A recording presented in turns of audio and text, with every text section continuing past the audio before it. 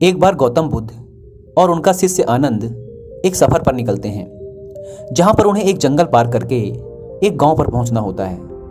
वे दोनों सुबह से निकल पड़ते हैं और अब सुबह से चलते चलते शाम होने वाली होती है।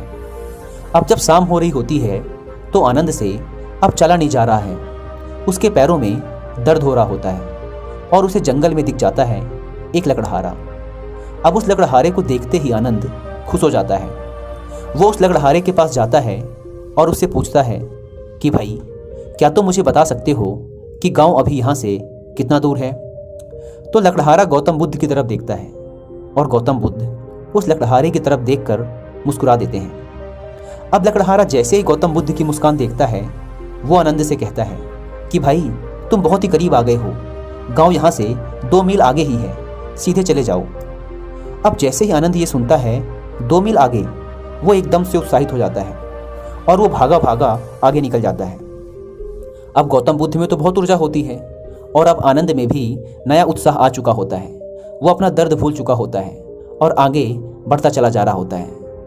पर अब वो 2 नहीं, 4 नहीं, 8 मील आगे जा चुके होते हैं। चलते ही चले जाते हैं, चलते ही चले जाते हैं और आनंद को अभी भी आगे जंगल खत्म होता हुआ नहीं दिख रहा है। तो आनंद दोबारा से परेशान हो जाता है। उसके पैरों में बहुत दर्द हो रहा होता है। तो आनंद को वहाँ पर दिखती है एक औरत, जो जंगल में आई होती है जंगली फल और जड़ी बूटियाँ लेने। अब आनंद उस औरत से पूछता है, क्या आप मुझे बता सकती हैं कि अभी यहाँ से जंगल कितना दूर है? अब वो औरत दोबारा गौतम बुद्ध की तरफ देखती है।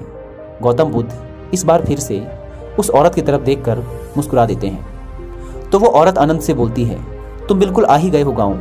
यहाँ से 2 मील आगे जाओ, वहाँ से तुम्हें गांव दिखने लग जाएगा। अब आनंद सोचता है, अच्छा 2 मील ही दूर है, चलो चलते हैं। वो फिर से अपना दर्द भूल जाता है। उससे चला नहीं जा रहा होता है, पर वो सोचता है चलो 2 मील की तो बात है, थोड़ा और चल लेते हैं, क्योंकि अगर वो गांव नहीं पहुँचे तो उन्हें जंगल में ही अपनी रात बितानी पड़ेगी। अब 2 मील की जगह वो फिर से 4 मील चल चुके होते हैं, लेकिन अभी भी आनंद को गाँव नहीं दिख रहा होता है। लेकिन दोस्तों, उससे पहले कि हम कहानी में आगे बढ़ें, मैं आपको बता दूं कि अगर हम अपनी कहानी पर वापस लौटते हैं। इतनी देर से चलते चलते आनंद परेशान हो चुका था। अब उसके पैर उसे जवाब दे रहे थे। तभी वहाँ कुछ दूर आगे एक नदी दिखाई देती है। जब वे नदी के पास पहुँचते हैं तो वहाँ उन्हें एक इंसान दिखता है, जो कि एक मछुआरा था और वह मछली पकड़कर वहाँ से जा रहा होता है। आनंद भागकर उस मछुआरे के पास जाता है और उससे पूछता है, भाई, क्या तुम मुझे बता सकते हो कि अभी गांव यहाँ से कितना दूर है?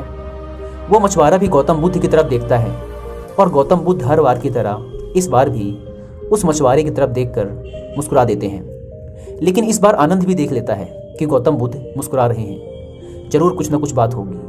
वो मछुआरा भी आनंद से कहता है कि भाई, तुम बिल्कुल आ ही गए हो। यहाँ से बस 2 मील आगे जाना है, फिर तुम्हें वहाँ से गाँव दिखने लग जाएगा। अब जब आनंद ये सुनता है तो उसे समझ नहीं आता कि सब 2 मील ही क्यों बोल रहे हैं कि 2 मील आगे जाओ, 2 मील आगे जाओ। वो इतना आगे आ तो चुके हैं। तो वो गौतम बुद्ध से सवाल कर देता है कि भंते, मुझे इनकी बातों पे यकीन नहीं है। आप मुझे बताइए कि गांव यहाँ से अभी कितना दूर है? हम इतनी दूर चलकर आ तो चुके हैं। अब मुझे कुछ समझ नहीं आ रहा कि आगे क्या होगा और मुझसे अब चला भी नहीं जा रहा। मैं पूरी तरीके से थक चुका हूँ। तो गौतम बुद्ध बोलते हैं कि गांव अभी यहाँ से 2 मील दूर नहीं है।